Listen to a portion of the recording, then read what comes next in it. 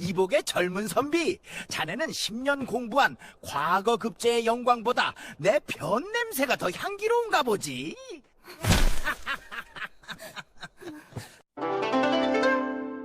웃어젖히는 노인의 뻔뻔한 목소리에 김선우의 얼굴은 흑빛이 되었습니다.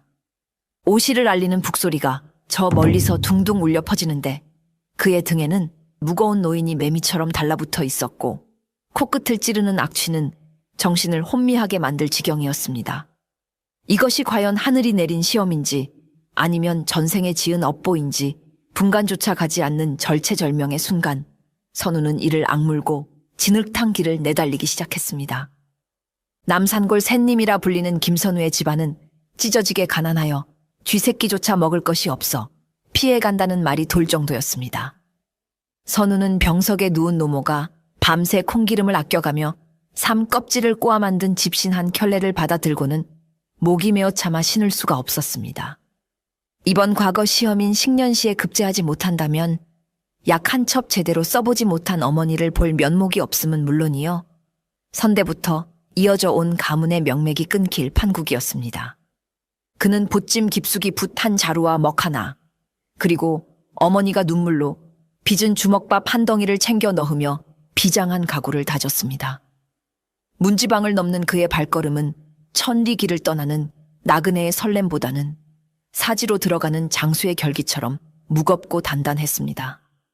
어머니, 소자 선우, 장원급제에 몽두를 쓰고 돌아오지 않는다면 차라리 한강 푸른 물에 뼈를 묻겠습니다. 그는 뒤돌아보지 않고 한양도성을 향해 걸음을 옮겼는데 달아빠진 집신 위로 찬바람이 새우산하게 감돌았습니다. 한양으로 향하는 길은 멀고도 험난하여 주막에서 하룻밤 묵을 엽전 한 입 없는 선우에게는 고난의 연속이었습니다. 그는 해가 지면 남의 집 처마, 밑이나 헛간 집더미, 속을 파고들어 쪽잠을 청해야 했고 배가 고프면 가을물로 배를 채우며 허기를 달랬습니다. 하지만 그의 눈빛만은 형형하게 빛나고 있었으니 오직 과거 급제라는 하나의 목표가 그의 지친 육신을 지탱하고 있었기 때문입니다. 길 가던 사람들이 그의 남루한 행색을 보고 혀를 차며 동전 몇 잎을 던져주려 했으나 그는 정중히 사양하며 선비로서의 기계를 잃지 않았습니다. 발바닥에 물집이 잡히고 터지기를 반복하여 피가 배어나왔지만 그는 한 걸음 한 걸음 내디딜 때마다 마음속으로 대학과 중용의 구절을 암송하며 정신을 맑게 하였습니다. 이는 단순한 여행이 아니라 자신을 갈고 닦는 수행의 길이나 다름없었습니다.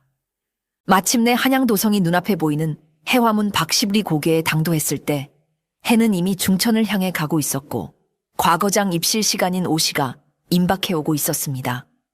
전국에 내로라 하는 선비들이 저마다 각근을 동여매고 말과 가마를 타거나 혹은 두 발로 뛰며 과거장을 향해 경주마처럼 내달리고 있었습니다.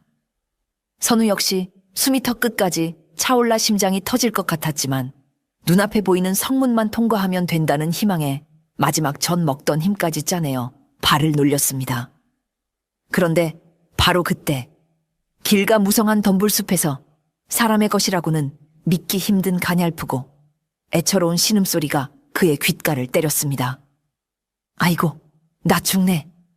뉘, 없소. 사람 좀 살려주시오. 바람소리에 묻힐 듯 미약했지만 선우의 귀에는 천둥소리처럼 크게 들려왔습니다. 수많은 선비가 그 소리를 들었음이 분명하건만 누구 하나 발걸음을 멈추는 이는 없었습니다.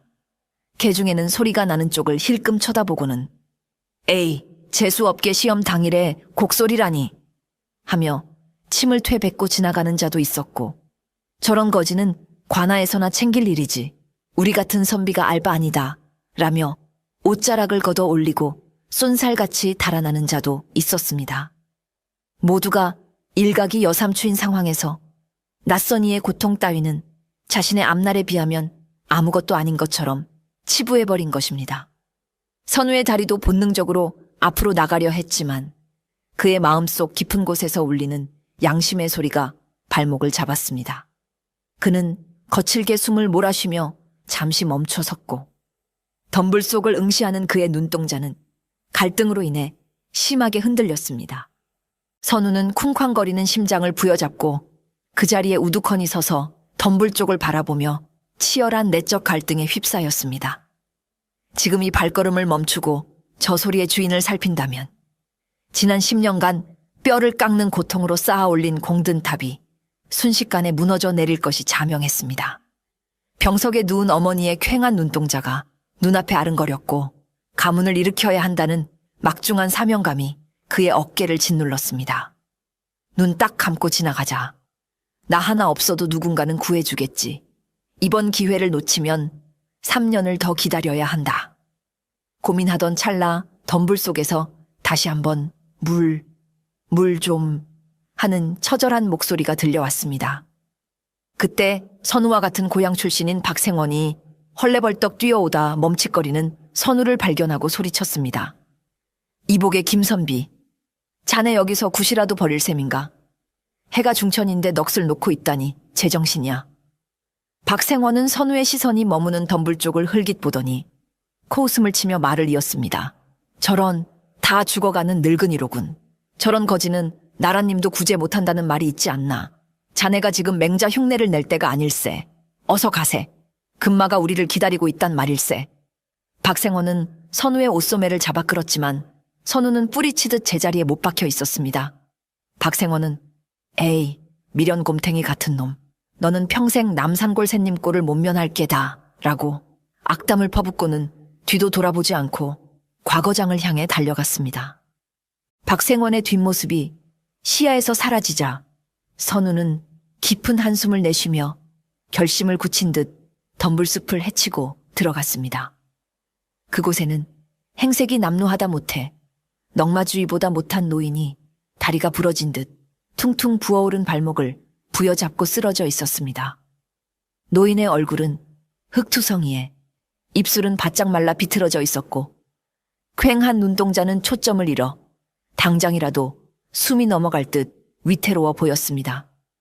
선우는 황급히 허리춤에 매달아둔 호리병을 꺼내 노인의 입에 물을 흘려 넣어주었고 차가운 물기운의 노인은 간신히 정신을 차리고는 개슴츠레한 눈으로 선우를 올려다 보았습니다. 과거 시험은 3년 뒤에도 볼 수 있으나 사람의 목숨은 한 번 끊어지면 다시 이을 수 없는 법입니다. 선우는 나직이 읊조리며 자신의 등에 메고 있던 보찜을 앞으로 돌려 메고는 노인 앞에 등을 내어주었습니다. 어르신, 제가 업어드릴 테니 어서 의원이 있는 마을로 가시지요. 그러자 노인은 고맙다는 인사는커녕 오히려 선우의 등을 지팡이로 툭툭 치며 퉁명스럽게 내뱉었습니다. 어이구, 젊은 놈 등짝이 왜 이리 딱딱해. 뼈밖에 없는 게 꼭 마른 장작 같구먼. 어서 업지 않고 뭐 하는 게냐. 선우는 기가 찼지만 아픈 노인의 투정이라 생각하고 묵묵히 노인을 훌쩍 업어 올렸습니다. 그의 등 뒤로 느껴지는 노인의 무게는 생각보다 훨씬 무거웠고 그 무게만큼이나 포기해야 할 과거 급제의 꿈도 무겁게 짓눌러 왔습니다. 노인을 업고 십리기를 되돌아 뛰기 시작한 선우의 이마에는 콩알만한 땀방울이 비 오듯 쏟아졌습니다. 노인은 겉보기에는 뼈만 앙상하게 남은 것 같았으나 막상 업어보니 천년 묵은 바위라도 얹은 듯 이상하게도 몸이 무거웠습니다. 게다가 노인은 업혀가는 주제에 미안해하는 기색은 눈곱만큼도 없고 선우의 귀에 대고 끊임없이 잔소리를 퍼붓기 시작했습니다. 이보게, 너무 촐싹대며 뛰지 말게나. 내 멀미가 나서 속이 뒤집힐 것 같네. 양반은 아무리 급해도 뛰지 않는 법이라는데 자네는 천출인가? 왜 이리 경박하게 구는가? 선우는 시간이 촉박하여 속이 타들어 가는 것만 같았지만 꾹 참고 대답했습니다. 어르신, 조금만 참으십시오. 해가 지기 전에 의원에게 보여야 다리를 고칠 수 있습니다. 그러나 노인은 막무가내였습니다. 아이고, 나 목마르네. 저기 가을가에 가서 물 좀 떠오게. 그냥 가면 내 목이 말라 죽을 테니 자네가 살인자가 되고 싶지 않다면 어서 물을 대령하게. 선우는 억장이 무너지는 심정이었지만 노인의 성화에 못 이겨 길을 벗어나 가을가로 내려가야만 했습니다. 차가운 가을물을 떠다 바치자 노인은 물이 미지근하네, 흙냄새가 나네 하며 온갖 타박을 늘어놓았고 선우는 속으로 참을 인자를 수십 번 새기며 다시 노인을 업고 걸음을 재촉했습니다. 선우가 노인의 수발을 들며 지체하는 사이 뒤처져 있던 다른 선비들이 하나둘씩 그를 앞질러 가기 시작했습니다. 갓을 쓰고 도포 자락을 휘날리며 지나가는 그들의 눈에는 노인을 업고 땀을 뻘뻘 흘리는 선우가 그저 어리석고 한심한 패배자로밖에 보이지 않았습니다. 저거 보게 김선비 아닌가? 과거 시험 보러 가는 줄 알았더니 웬거지 노인을 상전처럼 모시고 있구먼. 한 선비가 비아냥거리자 옆에 있던 동료가 맞장구를 쳤습니다. 쯧쯧, 공자왈 맹자왈 하더니 현실 파악을 못하는구먼. 저러니 만날 남산골에서 소리피나 씹고 살지. 장원 급제는커녕 과거장 구경도 못하겠네 그려. 그들의 조롱 섞인 말들이 비수처럼 날아와 선우의 가슴에 꽂혔지만 그는 아무런 대꾸도 하지 않고 묵묵히 땅만 보고 걸었습니다. 오히려 등 뒤에 엎인 노인이 그 소리를 듣고는 킬킬거리며 선우의 속을 뒤집어 놓았습니다. 허허, 저놈들은 입만 살았지 다리에 힘이 하나도 없구먼. 걸음걸이를 보니 팔자걸음에 오다리라. 벼슬길에 오르기는커녕 주막집 마당이나 쓸 상이야. 이복의 젊은이, 자네는 저런 소리 듣고도 화도 안 나는가? 줏대가 없는 건가? 아니면 귀가 먹은 건가? 선우는 턱까지 차오른 숨을 고르며 나직이 대답했습니다. 남의 말에 일희일비하여 내 할 도리를 잇는다면 그것이야말로 선비의 수치입니다. 고개를 거의 다 넘었을 무렵 선우의 인내심을 시험하는 최악의 사태가 벌어지고 말았습니다. 등 뒤에서 얌전히 있는가 싶었던 노인이 갑자기 아이고 배야 창자가 꼬이는 것 같네 라며 요동을 치기 시작한 것입니다. 선우가 놀라 어르신 조금만 참으십시오. 마을이 코앞입니다 라고 외쳤지만 노인은 나오네 나와 하는 괴상한 신음과 함께 선우의 등 위에서 실내를 범하고 말았습니다. 푸르륵 하는 소리와 함께 축축하고 뜨뜻미지근한 오물이 선우의 등허리를 타고 흘러내렸고 지독한 악취가 코를 찔러 구역질이 올라올 지경이었습니다. 선우는 너무나도 당황스럽고 불쾌하여 인상을 찌푸리며 걸음을 멈췄습니다. 그러나 노인은 미안해하기는커녕 뻔뻔하게 너털웃음을 터뜨리며 말했습니다. 허허, 늙으면 괄약근이 고장나서 내 마음대로 안 되는 법이라네. 자네는 부모도 안 모셔봤나? 노인네, 똥오줌 받아내는 것도 자식된 도리거늘. 표정이 왜 그리 썩어 있는가? 선우는 화가 머리끝까지 치밀어 올랐지만 이미 엎질러진 물이요, 싸질러진 똥이었습니다. 그는 깊은 숨을 들이쉬며 마음을 다스렸습니다. 옷을 갈아입거나 씻을 시간조차 없었기에 그는 똥 냄새가 진동하는 옷을 입은 채 이를 악물고 다시 뛰기 시작했습니다. 이것은 단순한 육체의 고통을 넘어 그의 정신력을 시험하는 가혹한 형벌과도 같았습니다. 노인이 말한 집은 성문 안이 아니라 성벽을 끼고 한참을 더 돌아가야 나오는 외딴 산골짜기 오두막이었습니다. 선우는 마지막 남은 힘을 짜내어 달리고 또 달렸지만 하늘은 그의 편이 아니었습니다. 그가 노인을 업은 채 해화문 앞에 당도했을 때 멀리 경복궁 쪽에서 과거 시험의 시작을 알리는 웅장한 징소리가 댕댕 하고 울려 퍼지기 시작했습니다.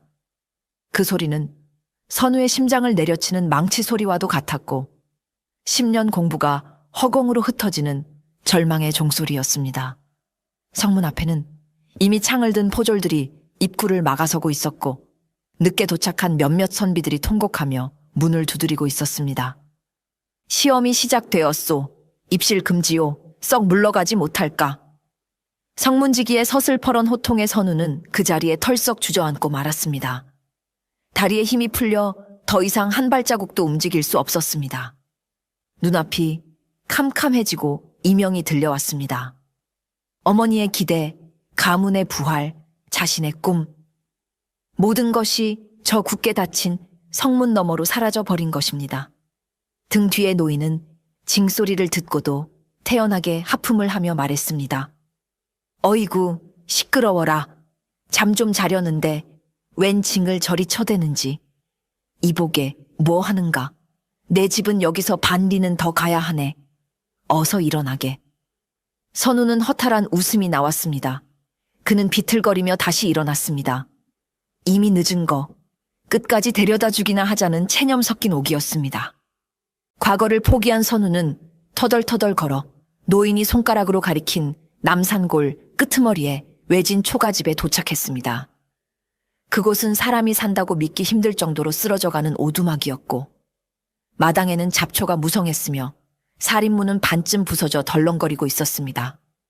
마중 나오는 아이 하나, 짖는 개 한 마리 없이 적막강산인 그곳은 노인의 초라한 행색과 너무나도 잘 어울리는 풍경이었습니다. 선우는 노인을 조심스럽게 마루 평상에 내려놓았습니다. 땀과 오물로 범벅이 된 선우의 옷에서는 지독한 냄새가 진동했지만 그는 개의치 않고 노인의 부은 다리를 살펴주었습니다. 노인은 그제야 흙투성이가 된 선우의 얼굴을 빤히 쳐다보았습니다. 그의 눈빛은 아까의 장난스럽고 괴팍하던 것과는 달리 깊고 그윽한 우물처럼 차분하게 가라앉아 있었습니다. 노인은 선우의 더러워진 도포자락을 보며 혀를 끌끌 찼습니다. 쯧쯧, 비싼 옷은 아니지만 똥칠을 해서 못 쓰게 되었구먼. 과거 시험도 놓치고 옷도 버리고 자네 오늘 일진이 사납네 그려. 선우는 쓴웃음을 지으며 대답했습니다. 옷이야 빨면 그만이고 시험이야 다음에 보면 그만입니다. 어르신께서 무사히 댁에 오셨으니 그것으로 되었습니다. 그의 목소리에는 원망보다는 깊은 체념과 담담함이 묻어났습니다. 선우는 목이 메어오는 것을 참으며 노인에게 작별을 구했습니다. 그럼 몸조리 잘하십시오. 저는 이만 물러가겠습니다. 그가 정중히 고개를 숙이고 돌아서려 하자 노인이 다급히 그의 옷자락을 잡았습니다. 이보게, 그냥 가면 섭섭하지 않나. 내 고맙다는 말은 낯간지러워 못하겠고 대신 이걸 가져가게. 노인은 품속에서 꼬깃꼬깃한 낡은 서찰 하나를 꺼내 선우의 손에 쥐어주었습니다. 그것은 수신인도, 발신인도 적혀있지 않은 누런 백지봉투였는데 만져보니 안에 종이 한 장이 들어있는 듯 했습니다. 선우가 의아해하며 봉투를 쳐다보자 노인은 묘한 미소를 지으며 말했습니다. 지금 펴보지 말고 나중에 집에 가서 심심할 때 펴보게나. 자네가 내 똥냄새를 맡으며 고생한 값은 할 걸세. 혹시 아나? 그 종이 쪼가리가 자네 팔자를 고쳐줄지. 선우는 노망난 늙은이의 장난이라 생각하여 사양하려 했으나 노인의 강권에 못 이겨 서찰을 보찜 속에 챙겨 넣었습니다. 엽전 한 잎이라도 주었으면 국밥이라도 사 먹었으련만 낡은 종이 쪼가리라니. 선우는 허탈한 마음을 감출 수 없었지만 끝까지 예의를 갖추고 오두막을 나섰습니다. 선우는 과거장 문턱에도 가보지 못하고 똥 냄새가 진동하는 옷을 입은 채 고향으로 향하는 발걸음을 옮겼습니다. 올 때에 비장했던 각오는 온데간데 없고 패배감과 자괴감만이 그의 온몸을 휘감았습니다. 주막에 들러 허기를 채울 돈조차 없었기에 그는 인적 드문 가을가를 찾아 얼음장 같은 물에 옷을 대충 빨아 입었습니다. 젖은 옷이 마르지 않아 덜덜 떨면서 그는 맹물로 쓰린 속을 달래며 밤길을 걸었습니다. 달빛 아래 비친 자신의 모습이 처량하기 그지없었습니다. 머릿속에는 고생만 하신 어머니의 기대에 찬 얼굴과 자신을 비웃으며 앞질러 가던 박생원의 거만한 얼굴이 교차하여 떠올랐습니다. 어머니께 뭐라 말씀드려야 한단 말인가. 똥 묻은 노인을 구하느라 시험을 못 봤다고 하면 세상 물정 모르는 바보 천치라고 혀를 차시지는 않을까. 그는 자신의 선택이 옳았는지 끊임없이 자문했지만 다시 그때로 돌아간다 해도 신음하는 노인을 외면할 수는 없었을 것이라는 결론에 도달했습니다. 그것이 비록 바보 같은 짓일지라도 그것이 김선우라는 사람이 사는 방식이었기 때문입니다. 사흘 밤낮을 걸어 퀭한 눈으로 집에 도착한 선우는 마당에 들어서자마자 어머니 앞에 무릎을 꿇고 엎드렸습니다. 어머니, 소자, 면목이 없습니다. 과거장에 들어가지도 못하고 돌아왔습니다. 그는 목이 메어 말을 잇지 못하고 자초지종을 고했습니다. 노인을 구하느라 겪었던 일들, 똥물을 뒤집어 쓴 일, 결국 성문이 닫혀 시험을 치르지 못한 일까지. 그는 어머니의 꾸중이나 실망 섞인 탄식을 각오하고 있었습니다. 하지만 어머니는 앙상한 손으로 선우의 떨리는 어깨를 감싸 안으며 눈물 맺힌 눈으로 아들을 바라보았습니다. 내 아들아, 고개 들거라. 못난 어미 때문에 네가 그 고생을 했구나. 허나 나는 네가 장원 급제하여 금이 환양한 것보다 죽어가는 사람을 살리고 돌아온 네가 더 자랑스럽다. 벼슬은 있다가도 없고 없다가도 있는 것이나 사람의 도리는 한 번 잃으면 다시 찾을 수 없는 법이다. 너는 오늘 사람으로서 최고의 시험에 급제한 것이다. 어머니의 따뜻한 말 한마디에 선우는 그동안 억눌렀던 서름과 긴장이 터져 나오며 어머니의 무릎에 얼굴을 묻고 어린아이처럼 펑펑 울었습니다. 며칠 후 고향 마을 어귀의 방이 붙고 요란한 꽹과리 소리가 울려 퍼졌습니다.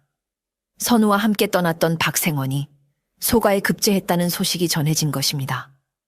박생원은 비단 옷을 입고 말을 탄 채 금이 환향하였고 마을 사람들은 그를 애워싸고 칭송하기에 바빴습니다. 박생원은 마을 잔치를 벌이며 거드름을 피웠고 일부러 선우를 불러내어 술잔을 권하며 모욕을 주었습니다. 어이, 김선비. 그러게 내 말 듣지 그랬나? 똥지게꾼 노릇이나 하더니 꼴 좋게 되었구먼. 자네는 평생 똥이나 치우며 살팔자인가 보네. 껄껄. 마을 사람들도 수군거리며 선우를 비웃었습니다. 쯧쯧, 머리만 좋으면 뭐하나. 융통성이 없어서야. 제 밥그릇 하나 못 챙기는 위인이 무슨 큰일을 하겠어. 선우는 얼굴이 화끈거리고 쥐구멍이라도 찾고 싶었지만 묵묵히 술잔을 비우며 그 모든 모욕을 감내했습니다. 박생원의 급제 소식은 선우의 낙방을 더욱 비참하게 만들었지만 그는 마음속으로 군자는 공허함 속에서도 의를 잃지 않는다는 말을 되뇌며 흔들리는 마음을 다잡았습니다. 보름 정도 지난 어느 날 평온하던 선우의 집에 관아의 포졸들과 한양에서 온 전령이 들이닥쳤습니다. 김선우 선비 계시오. 영의정 대감의 친필 서신과 부름을 받으시오. 동네가 떠나가라.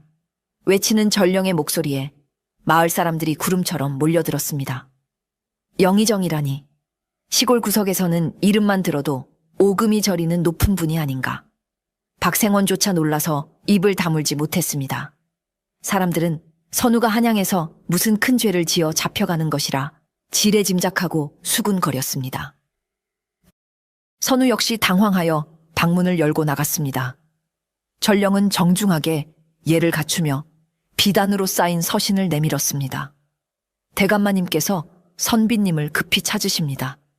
지체 없이 한양으로 가시지요. 말과 가마가 대기 중입니다. 선우는 얼떨떨한 표정으로 서신을 받았습니다. 영의정 최명권이라는 낙인이 선명하게 찍혀 있었습니다. 선우는 영의정과는 일면식도 없는 사이였습니다. 도대체 무슨 일로 자신을 부르는 것일까?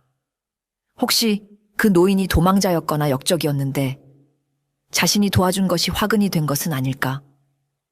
불안감이 엄습해 왔지만 거역할 수 없는 부름이었기에 그는 채비하여 길을 나섰습니다.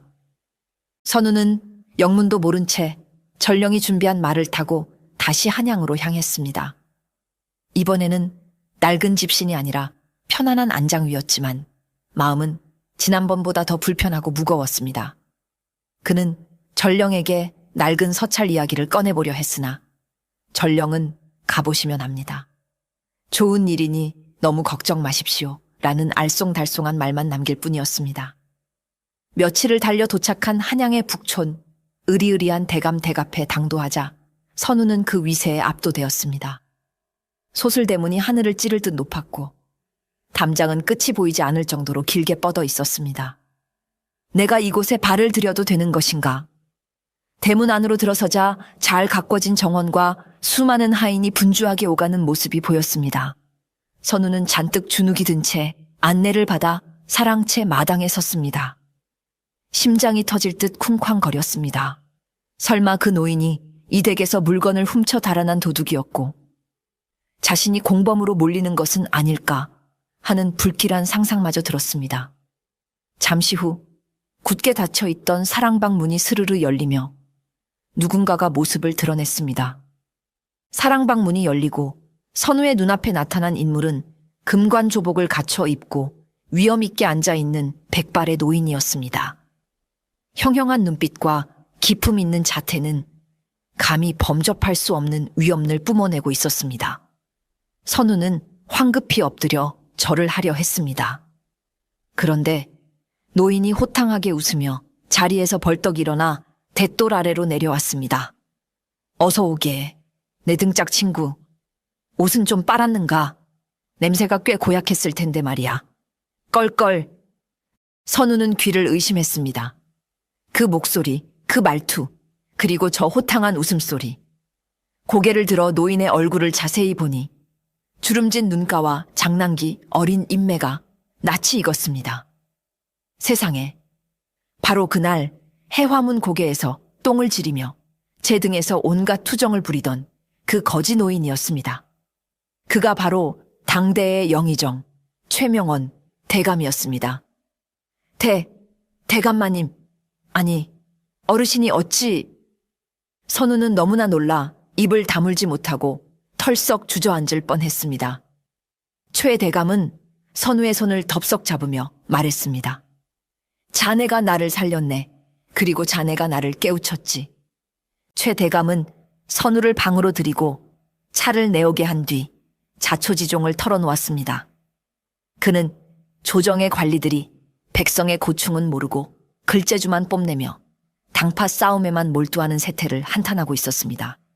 그래서 이번 과거 시험을 앞두고 글만 잘 쓰는 문장가가 아니라 진정으로 백성의 아픔을 짊어질 줄 아는 목민관을 찾기 위해 직접 나섰던 것입니다. 그는 일부러 허름한 행색을 하고 다리를 다친 척하며 과거장으로 향하는 길목에서 선비들의 인품을 시험했습니다. 수백 명의 선비가 나를 지나쳤네. 개 중에는 내 옷자락을 밟고 지나가며 욕을 한 놈도 있었고 나를 발로 차고 간 놈도 있었지. 그들은 모두 입으로는 공맹의 도를 논하지만 정작 눈앞에 고통받는 이를 외면하는 위선자들이었네. 최 대감의 눈빛이 매섭게 빛났습니다. 하지만 자네는 달랐어. 일생일대의 기회를 목전에 두고도 똥냄새 나는 늙은이를 위해 기꺼이 등을 내어주었지. 자네가 그날 놓친 것은 과거 시험이 아니라 속물들이 득실거리는 시궁창이었네. 자네야말로 내가 찾던 진짜 선비일세. 최 대감은 감격에 겨운 표정으로 말을 이었습니다. 나는 자네에게 벼슬을 내리는 것이 아니라 자네와 같은 인재가 조정에 없음을 한탄하여 임금님께 직접 청거하고자 하네. 이것은 특혜가 아니라 나라를 위한 나의 마지막 충전기네. 그러면서 대감은 선우에게 물었습니다. 자네, 내가 준 서찰은 펴보았는가? 선우는 그제야 보찜 속에 넣어두었던 낡은 서찰을 꺼냈습니다. 백지인 줄만 알았던 종이를 대감이 받아 물이 담긴 대접에 살짝 적시자 놀랍게도 숨겨져 있던 글귀가 선명하게 드러났습니다. 인지위덕, 참는 것이 덕이다. 구휼지심, 어려움을 구제하는 마음. 그것은 최 대감이 선우의 인내심과 착한 심성을 시험하고 그것을 통과한 자에게만 보여주려 했던 증표였습니다. 대감은 빙그레 웃으며 말했습니다.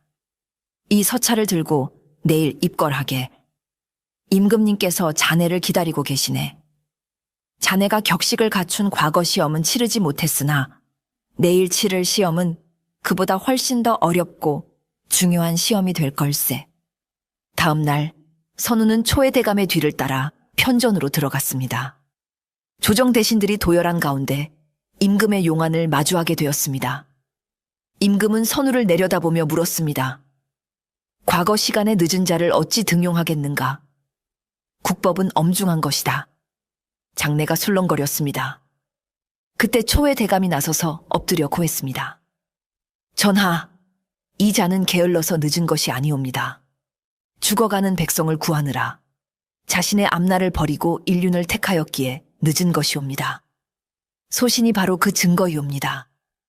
최 대감은 자신이 겪은 일을 낱낱이 고했습니다. 임금은 고개를 끄덕이며 선우에게 질문을 던졌습니다. 그렇다면 묻겠다. 너는 백성을 다스리는 도리가 무엇이라 생각하느냐? 책에서 읽은 대로 답하지 말고 네가 겪은 대로 답하여라. 선우는 떨리는 목소리를 가다듬고 노인을 업고 10리길을 걸으며 느꼈던 고통과 똥물이 흐르던 등짝의 불쾌함, 그리고 그 속에서 피어났던 연민에 대해 이야기했습니다. 백성의 짐은 똥지게보다 무겁고 그들의 고통은 살을 파고드는 악취보다 지독합니다. 목민과는 그 더러움과 무거움을 기꺼이 짊어지고 함께 진흙탕을 구를 각오가 되어 있어야 한다고 생각합니다. 선우의 진심 어린 대답에 편전안은 숙연해졌고 임금의 입가에는 만족스러운 미소가 번졌습니다. 임금은 선우의 인품과 식견을 높이사 파격적으로 그를 육품직인 고을 현감에 제수하였습니다. 과거 급제 단계를 뛰어넘은 파격적인 인사였으나 누구도 이 일을 제기하지 못했습니다. 최 대감은 궐문을 나서는 선우의 등을 두드리며 말했습니다. 이제 자네의 등에는 똥 묻은 늙은이 대신 수만 백성의 삶이 엎여있네. 그 무게를 잊지 말게나. 선우는 눈물을 흘리며 대감에게 큰 절을 올렸습니다. 금의환향하여 고향에 돌아온 선우를 맞이한 것은 박생원과 마을 사람들의 환호였습니다. 특히 박생원은 납작 엎드려 자신의 지난 잘못을 빌었습니다. 하지만 선우는 거만해지지 않았습니다. 그는 어머니께 큰 절을 올리고 자신이 신고 갔던 달아빠진 집신 한 켤레를 관아의 집무실 벽 가장 높은 곳에 걸어두었습니다. 그리고 평생 그 집신을 바라보며 백성의 짐이 내 등짝보다 가볍지 않다는 초심을 잃지 않고 선정을 베풀었습니다.